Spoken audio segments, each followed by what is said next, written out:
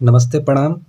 हम गायक कलाकार आनंद राजा ग्राम नगडीहा थाना बनियापुर जिला छपरा सारण बिहार से बनी और आज ही हम वीडियो बनावत तनी। आप सभे दर्शक जे भी बा भोजपुरी के सुने वाला समझे वाला आप सभे जे भी श्रोता बा उ सभे विचार करी। आप सभे एगो चीज़ आप सभे के दिखावे जातनी। सबसे पहले यूट्यूब पे सर्च मारब, देखी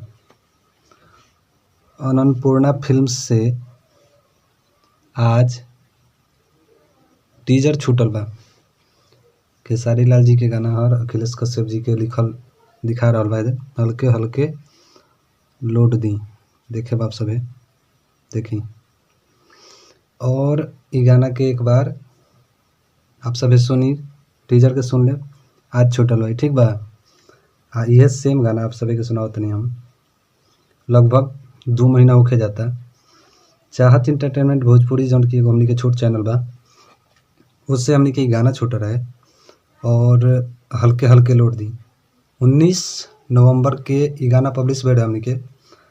और हमनी उतना बड़ कलाकार नहीं सन, आप सभे जानत तनी, और ना ही हमनी के उतना बड़ा चैनल बा कि हमनी ए पर कुछ बोल सकब सर। लेकिन आप सभे श्रोता आपे सभे विचार करी, देखी आप सभे देखी। जीत गया भाई 25,000 सीधा पॉकेट में।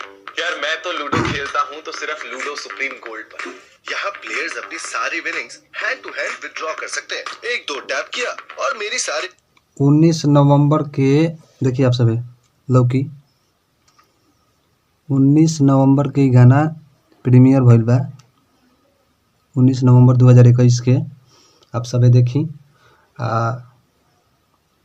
देखी हल्के हल्के लोड दी, हल्के हल्के लोड दी गाना 19 नवंबर के पब्लिश हुई बा। हमारा गाना चाहत एंटरटेनमेंट भोजपुरी से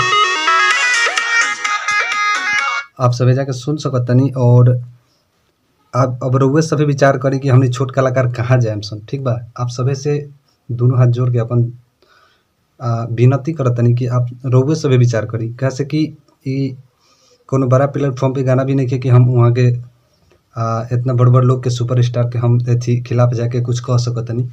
लेकिन आप सभे श्रोता बानी, आप सभे जौन चाहिला तो रुआ सभे चाहब न तो ये बात जरूर ऊपर तक जाई और हमरो संगे न्याय होई।